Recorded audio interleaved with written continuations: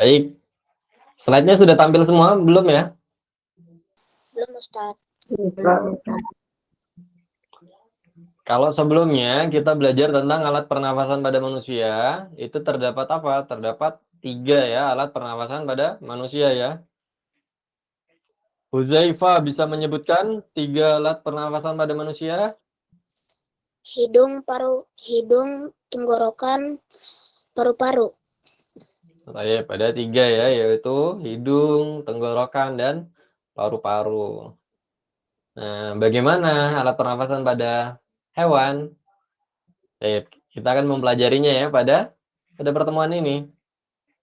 Nah, tapi sebelum itu, saya akan apa? Bacakan terlebih dahulu ada adab dalam menuntut ilmu ya. Nah, yang pertama, ikhlaskan niat pada Allah Ta'ala. Ikhlaskan niat pada Allah Ta'ala ya. Kemudian yang kedua adalah bersungguh-sungguh ya. Atau bersemangat ya. Nah, kalau misalnya ada yang ngantuk, ambil wudhu terlebih dahulu ya. Adapun Ya, Ustaz. misalnya, Ustadz, saya tidak menyalakan kamera. Tidak masalah. Asalkan duduk yang baik, mendengarkan yang baik ya. Jangan kameranya ditutup, kameranya off, tetapi tiduran misalnya, tiduran, senderan misalnya, atau bahkan meninggalkan kelas. Nah, itu jangan ya, tidak diperbolehkan.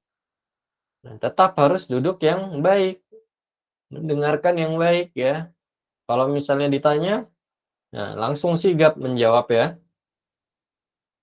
Kemudian kalau misalnya haus, bisa sediakan air mineral, sediakan air minum. Adapun misalnya kurang konsen juga bisa minum ya, minum air ya. Nah, dan yang terakhir adalah mengikat ilmu. Butuh apa? Butuh alat tulis ya, karena dalam mengikat ilmu kita harus mencatatnya ya. Baik, bukunya dibuka semua ya, anak-anak solih sekalian. Dibuka halaman 29. Sudah dibuka semua? Sudah, Ustaz. Sudah, Ustaz. Nah, Toyib, halaman 29 kita itu akan mempelajari tentang alat pernafasan pada hewan. 29, Ustaz. 29. Huzaifah dibaca alat pernafasan pada hewan, silakan. Alat pernapasan pada hewan. Hewan juga bernafas seperti halnya manusia. Hewan tertentu memiliki alat pernapasan khusus sesuai tempat hidupnya. Hewan-hewan yang memiliki alat pernapasan khusus yaitu ikan dan cacing tanah. 1. Ikan. Ikan memiliki alat pernapasan berupa insang. Insang terletak di sebelah kanan dan kiri kepala. Insang ini berjumlah 4 pasang. Bagian-bagian insang berbentuk lembaran yang disebut lembaran insang. Pada lembaran insang terjadi pertukaran udara. Ikan juga mempunyai gelembung renang untuk menyimpan oksigen dan mengatur gerak. Ikan memperoleh oksigen dari dalam air. Mekanisme pernapasan ikan melalui beberapa tahap. Mula-mula ikan membuka mulutnya untuk mengambil air. Air kemudian mengalir masuk ke rongga mulut menuju lembaran insang. Setelah itu, air keluar melewati tutup insang. Ketika air melewati lembaran insang, oksigen diikat oleh Hb atau hemoglobin darah. Pada saat yang sama, Hb juga melepaskan karbon dioksida ke air. Baik. Cukup ya.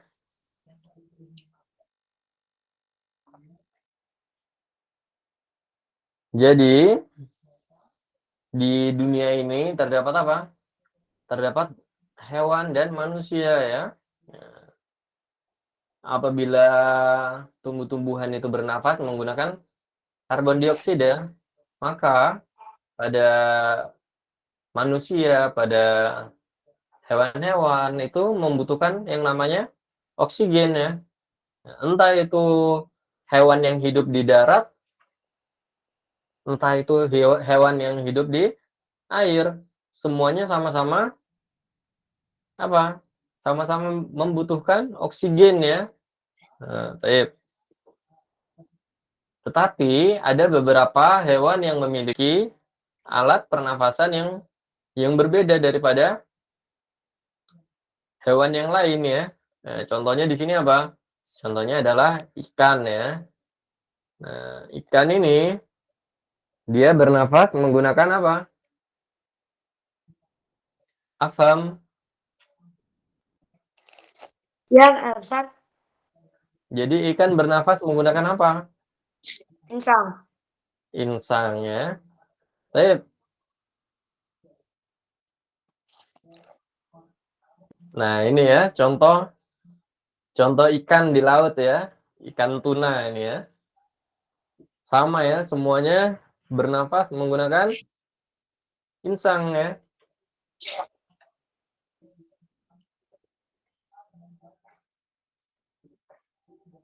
Bagaimana caranya Ustadz? Nah, caranya yaitu dengan cara tadi disebutkan ya oleh siapa? Oleh Hudzaifah ya. Nah, caranya dengan cara memasukkan air ke dalam apa?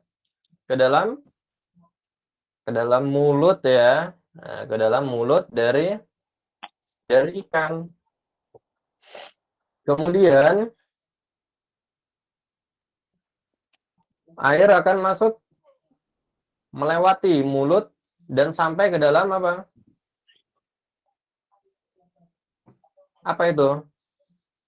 Alat Insang. pernafasan. Nah, yaitu masuk ke dalam insang ya. Setelah masuk dari mulut, dia akan masuk ke dalam insang. Nah, setelah masuk ke dalam insang, barulah oksigen-oksigen yang ada pada air itu akan diserap oleh darah ikan ya. Nah, kemudian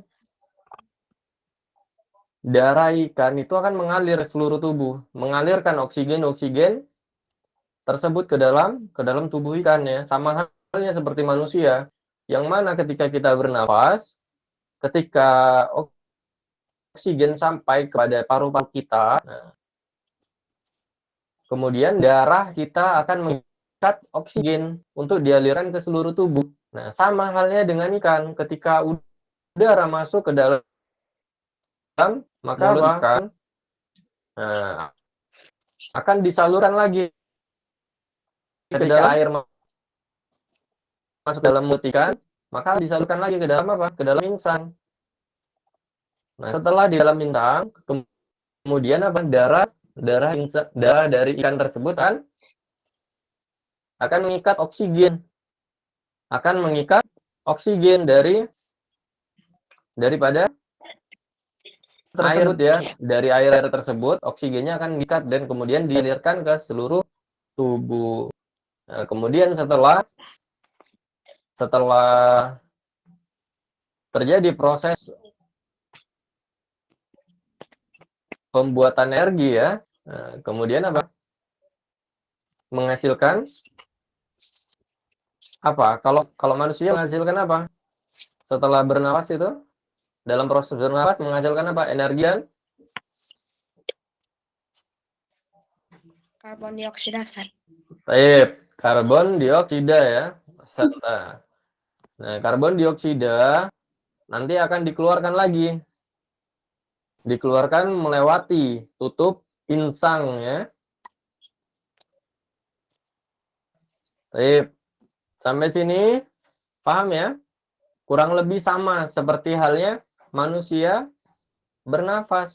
Cuma bedanya di sini ikan itu berada pada atau di dalam air ya. Nah, jadi dia akan mengambil oksigen-oksigen yang ada di dalam air. Kemudian alat pernafasannya menggunakan insang. Nah, insang itu ada Ada empat pasang ya. Baik. Nah, ini ya. 1, 2, 3, 4 ya. Ada 4 pasang insang pada ikan. Jadi yang sebelah kanan ada 4, yang di sebelah kiri ada 4. Kurang lebih prosesnya sama seperti manusia. Cuma bedanya di sini dia menggunakan apa? Menggunakan insang ya. Nah, ada yang pernah lihat ikan lele? Ustaz. Biasanya ikan lele hidup di mana? Di air tawar. Air tawar. Di air tawar ya, di tempat yang biasanya juga keruh ya, kotor ya. Nah, dibaca lagi itu siapa ya? Takif, dibaca labirin.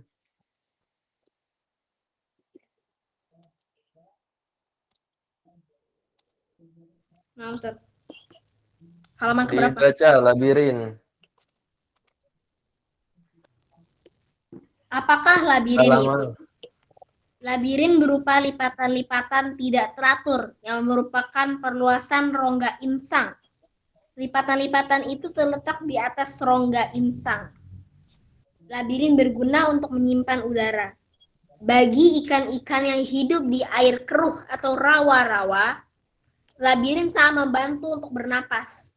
Di tempat-tempat tersebut kandungan oksigennya kurang. Oleh karena itu, ikan sering menuju permukaan air untuk mengambil oksigen dari udara. Oksigen tersebut disimpan dalam labirin. Ikan yang memiliki labirin misalkan gabus dan lele. Jadi beberapa ikan yang berada di tempat-tempat yang kotor, di tempat yang keruh. Nah, itu memiliki alat pernafasan tambahan. Karena apa?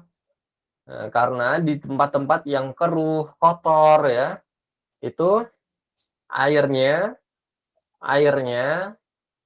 sangat apa? Sangat rendah oksigen. Nah, untuk mendapatkan oksigen, maka apa? Hewan-hewan atau ikan-ikan yang berada pada tempat tersebut akan apa? Akan mengambil oksigen di udara ya, yaitu dengan cara apa? Dengan muncul ke permukaan apa?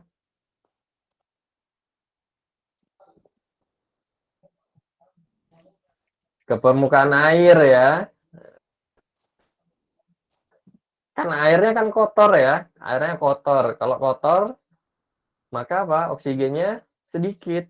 Nah, maka dia akan keluar dari air tersebut untuk mendapatkan oksigen. Dia akan mengambil oksigen yang ada di udara. Nah, contohnya ikan apa saja? Contohnya adalah lele dan gabus ya misalnya ya. Apa? Ustaz, Iya, kenapa? izin ke toilet ya Ustaz. Iya, silakan. Nah, ini lele ya.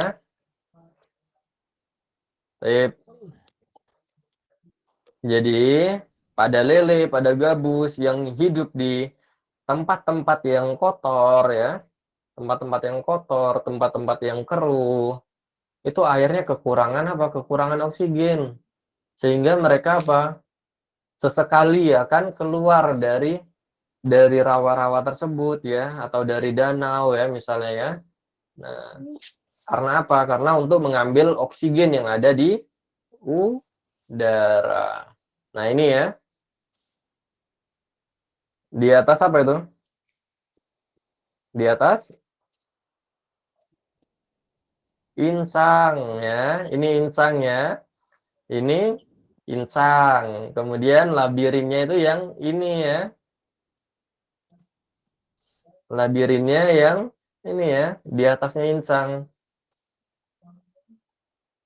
Nah, udara yang diambil atau ya udara yang diambil oleh ikan tersebut akan dimasukkan ke dalam ke dalam labirin ini.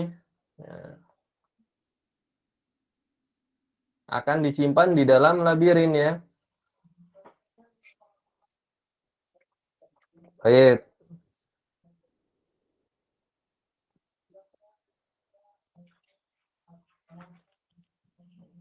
Aufa.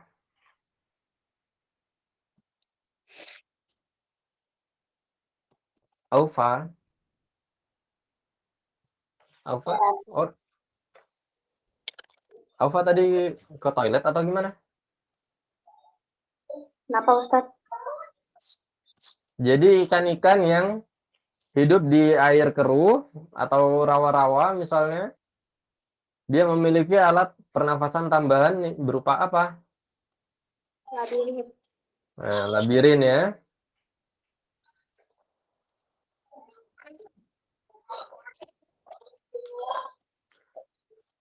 Baik, kita lanjutkan lagi. Labirin itu apa Ustadz? Nah, siapa barusan yang tanya? Zaki Ustadz. Zaki, coba dibaca lagi Zaki, halaman 30.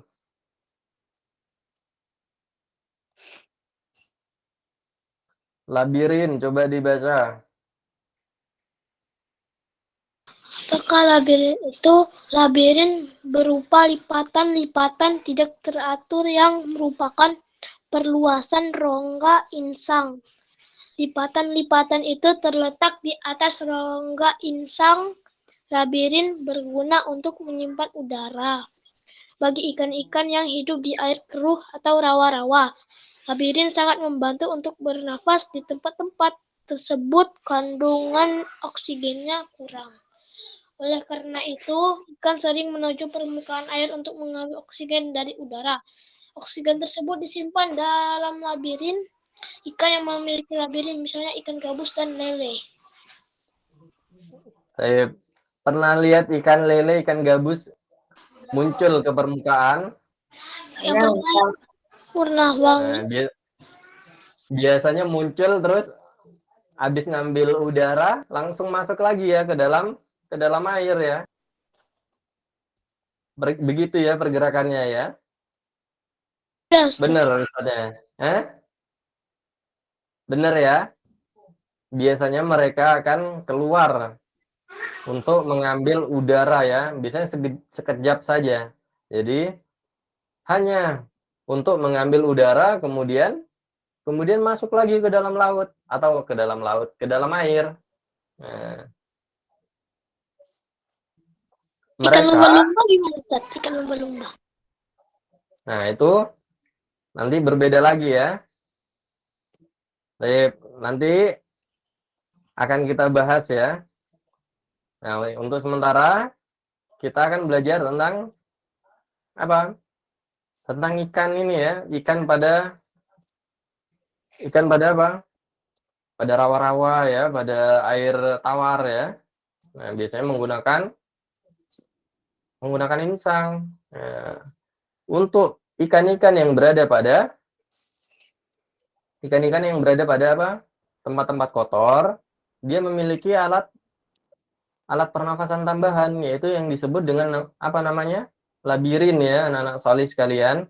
Labirin ini berguna untuk menyimpan udara yang mereka ambil ketika mereka muncul ke permukaan. Nah, karena apa? Karena pada air-air yang keruh, air ya, astagfirullahaladzim. Karena pada air-air yang keruh, airnya itu sangat kurang oksigennya ya, sehingga mereka harus muncul ke permukaan dan mengambil oksigen yang ada di udara. Ini Ustadznya agak-agak salah ngomongnya, soalnya terbiasa menggunakan udara bernafas ya. Jadi mau ngomong air, jadi ngomong udara. Baik, sampai sini paham ya anak-anak solih sekalian? Paham, Ustaz. Paham, Ustaz. Insyaallah paham, Ustaz. Nah ini ya contohnya ya, ikan lele ya. Dia memiliki alat pernafasan tambahan. Berbeda pada ikan-ikan yang pada umumnya ya. yaitu misalnya apa? Misalnya ikan mujair misalnya ya. Nah, itu pada ikan lele, pada ikan gabus terdapat alat tambahan yaitu yang dinamakan dengan labirin. Nah, karena mereka memang hidupnya di tempat-tempat yang kekurangan oksigen ya. Baik. Itu tadi ya yang kata Ustadz ya yang disebut dengan labirin ya. Dia merupakan lipatan-lipatan tidak beraturan yang berada pada di atas apa ini? Insang ya. Ada di atas insang. Dia ada lipatan tidak beraturan. Nah, ini tempat penyimpanan udara yang mereka ambil ketika mereka muncul ke permukaan ya anak-anak solid sekalian. Baik, kita lanjutkan ke cacing. Cacing dibaca oleh Abdullah belum hadir ya? Abdullah Trianto ya? Sudah belum? Belum ya? Baik, dibaca oleh Rafan. Cacing.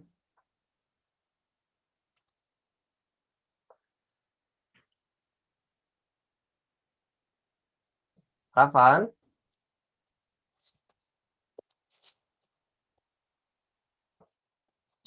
Ada nggak Rafan?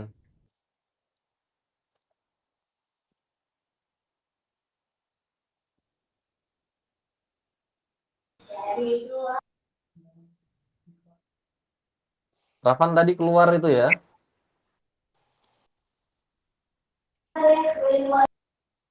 Alzam saja, Alzam dibaca cacing. Cacing tanah, Ustaz. Iya, dibaca cacing tanah. Dua, cacing tanah. Cacing tanah bernapas melalui permukaan tubuhnya. Cacing tanah memiliki kulit yang tipis. Pada permukaan kulit cacing tanah terdapat banyak pembuluh darah. Kulit cacing tanah juga menghasilkan lendir. Oleh karena itu, kulit terlihat basah dan lembab. Kondisi ini menyebabkan cacing dapat menyerap oksigen dan mengeluarkan karbon dioksida secara langsung melalui permukaan kulit. Itulah sebabnya cacing membutuhkan tempat lembab atau basah. Tempat lembab membantu proses pernapasan agar dapat berlangsung dengan baik. Baik.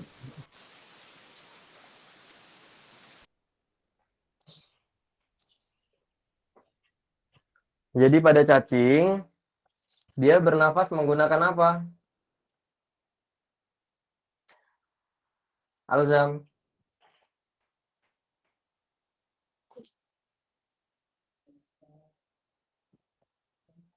Alzam. Ya, Ustaz. Jadi cacing bernafas menggunakan apa? Kulit. Nah, baik. Jadi menggunakan kulit ya. Cacing bernafas menggunakan kulit ya. Nah, ini contoh cacing tanah ya. Dia bernafas menggunakan kulit ya. Jadi pada kulit cacing yang tipis tersebut terdapat apa? Terdapat banyak pembuluh darah ya. Nah, jadi udara-udara yang berada di sekitar cacing akan langsung diikat oleh apa? Oleh pembuluh darah. Oleh pembuluh darah yang ada pada kulit cacing. Nah, jadi kulit cacing itu kan sangat tipis ya. Di sana terdapat apa? Pembuluh darah yang sangat banyak. Jadi darah dari cacing tanah tersebut akan langsung mengikat oksigen yang ada.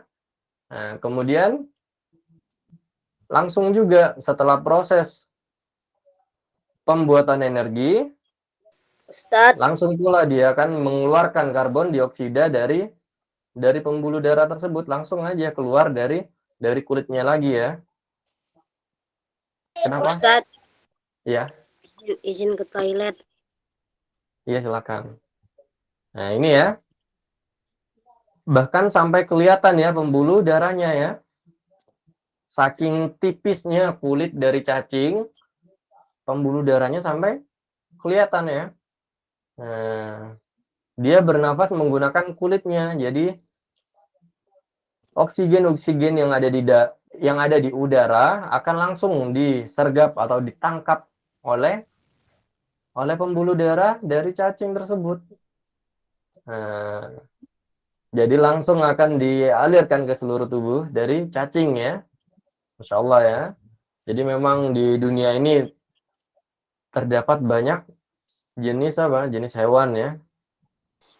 Nah, bahkan alat pernafasannya disesuaikan dengan dengan lingkungannya.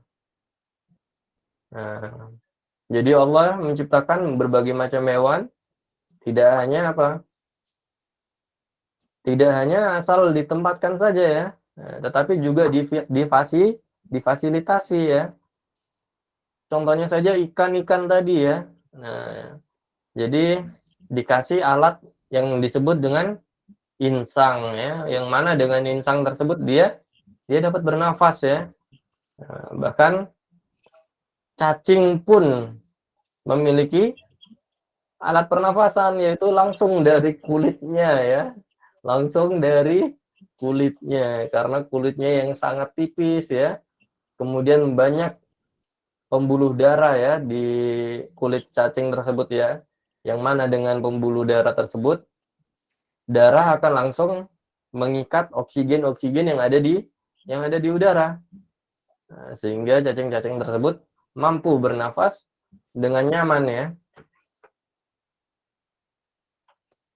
Nah, ini ya cacing ya.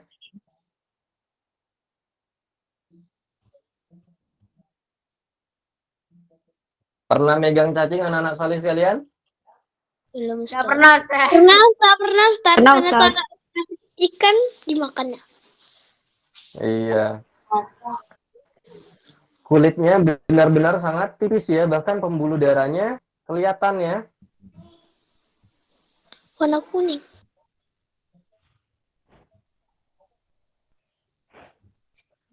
Baik. Nah,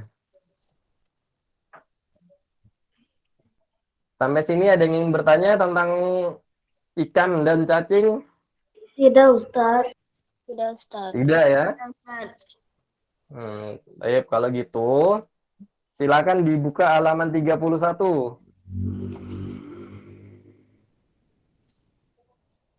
Sudah, Ustaz. Nah, sudah ya? Jadi untuk pertemuan selanjutnya kita akan membahas tentang hewan-hewan yang selain ikan dan cacing ya pada pertemuan selanjutnya. Nah, kita akan membahas tentang lumba-lumba misalnya ya. Kemudian kita juga akan membahas tentang katak misalnya ya. Pada pertemuan selanjutnya ya. Pada pertemuan selanjutnya kita akan membahas tentang hewan-hewan selain ikan dan cacing ya. Nah, karena memang ikan dan cacing memiliki alat pernafasan yang berbeda daripada hewan-hewan yang lainnya ya. Dia memiliki alat pernafasan yang unik ya. Cacing dan ikan itu ya. Nah, Ustaz, maka kalau ular itu napasnya kayak gimana? nah, taib. Bagaimana ikan bernafas? Ular-ular. Ustaz, iya. Dibuka ya halaman 31, di situ ada ayo mencari tahu. Bukan mencari tahu ke pasar ya. Tapi mencari tahu informasi. Taib. Untuk pertemuan selanjutnya kita akan mempelajari alat-alat pernafasan pada hewan-hewan selain ikan dan cacing. Nah, di situ ada tabel ya. Di situ ada tabel. Anak-anak solih sekalian pergunakan tabel seperti itu untuk mencari tahu hewan-hewan seperti ular misalnya, lumba-lumba, kemudian apa lagi? Kemudian apa lagi? Misalnya katak misalnya. Kemudian apa? Kura-kura misalnya ya. Silakan ditulis sebanyak-banyaknya di situ. Nah, pada pertemuan selanjutnya kita akan bahas bersama-sama. Baik itu lumba-lumba misalnya tadi ya. Kemudian apa? Paus misalnya ya. Nah, kita akan mempelajarinya. Nantikan ya. Kita nantikan pada pertemuan selanjutnya. Jadi persiapkan hewan-hewan yang sebanyak-banyaknya karena kita akan membahas alat pernafasan mereka ya. Baik. Nah, bagi yang belum mengerjakan ulangan, segera diselesaikan ya anak-anak solih sekalian. Bagi yang mendapatkan nilai yang masih di bawah 70, silakan diulang kembali pengerjaannya. Nah, supaya dapat nilai minimal 70 ya anak-anak solih sekalian. Baik, Ustadz ulangi lagi ya. Jadi dalam pernafasan ikan, dia menggunakan apa? Menggunakan insang untuk bernafas ya. Nah, insang ini berguna untuk apa? Untuk bernafas pada ikan. Ketika udara masuk ke dalam, atau udara, astagfirullahaladzim, Ustadz salah terus ya, mau nyebut air ya. Ketika air masuk ke dalam mulut ikan, kemudian akan dialirkan ke dalam apa? Insangnya ya. Yang mana nanti di dalam insang, darah atau hemoglobin di situ ya, akan apa? Akan mengikat oksigen dari air yang masuk ke dalam mulut ikan ya. Nah, air masuk ke dalam mulut ikan, kemudian dialirkan ke dalam apa? Insang. Jadi itu kenapa ikan selalu mangap ya? Iya, untuk bernafas sama halnya dengan manusia. Nah, bagaimana manusia kalau hidungnya ditutup? Dia tidak akan. Manusia kalau hidungnya ditutup gimana? Nggak bisa bernafas ya. Nah, makanya air Justru masuk ke dalam. ikannya buka mulut terus. Iya, karena bernafas dia. Nah, kemudian alat pernafasannya adalah insang. Makanya air yang masuk ke dalam mulut akan dialirkan ke dalam apa? Ke dalam insang ya. Nah, kemudian barulah hemoglobin atau darah daripada ikan itu akan mengikat oksigen yang ada di air itu ya, air yang masuk itu ya. Nah, kemudian barulah karbon dioksida dan air-air akan dikeluarkan kembali melalui tutup insang ya. Nah, adapun hewan-hewan yang hidup di air keruh, ikan-ikan yang hidup di air keruh, dia akan memiliki apa tadi? Labirin ya. Nah, labirin itu berguna untuk menyimpan udara apabila ketika ikan lele misalnya ya tadi ya, ikan lele muncul ke permukaan, dia akan mengambil udara, oksigen untuk disimpan di dalam labirin. Nah, karena pada hewan-hewan tersebut yang hidup di tempat-tempat keruh, tempat-tempat kotor, itu airnya sangat minim oksigen, maka dia harus membutuhkan tambahan oksigen ya, yaitu melalui apa? Melalui dengan cara muncul ke permukaan, kemudian udaranya disimpan di dalam labirin. Nah, kemudian yang lain yaitu cacing ya, memiliki alat pernafasan yang unik juga cacing. Berbeda ya dengan pada hewan-hewan yang pada umumnya ya. Nah, biasanya menggunakan apa? Menggunakan paru-paru ya, hewan-hewan pada umumnya ya. Nah, pada cacing karena dia kulitnya yang sangat tipis, nah dia langsung bernafas menggunakan kulitnya, yang mana kulitnya itu sudah langsung ada banyak pembuluh darahnya. Nah, jadi pada kulit cacing yang sangat tipis itu terdapat pembuluh darahnya, sehingga dengan kulitnya saja tersebut langsung dapat mengikat oksigen. Nah, kemudian dikeluarkannya karbon dioksida lewat mana, Ustaz? Sama, juga dikeluarkan melalui kulitnya juga. Nah, baik. Insyaallah pada pertemuan ini hanya ini saja ya. Nah, untuk pertemuan selanjutnya kita akan membahas hewan-hewan yang lebih banyak ya. Masya Allah. Kita akan membahas tentang misalnya apa? Misalnya lumba-lumba misalnya ya. Kemudian apa tadi? Paus misalnya. Kemudian ular misalnya ya. Kura-kura. Kura-kura misalnya. Jadi tugasnya itu dikerjakan dulu. Nanti Ustadz akan membahas ya. Nanti ada. Baik. Kita akhiri ya pada pertemuan ini dengan doa kafaratul majelis.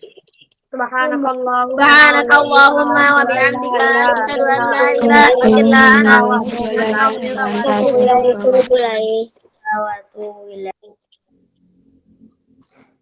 Baik, anak-anak salih sekalian, bisa bersiap-siap ya. Nah, karena waktunya sudah mendekati apa?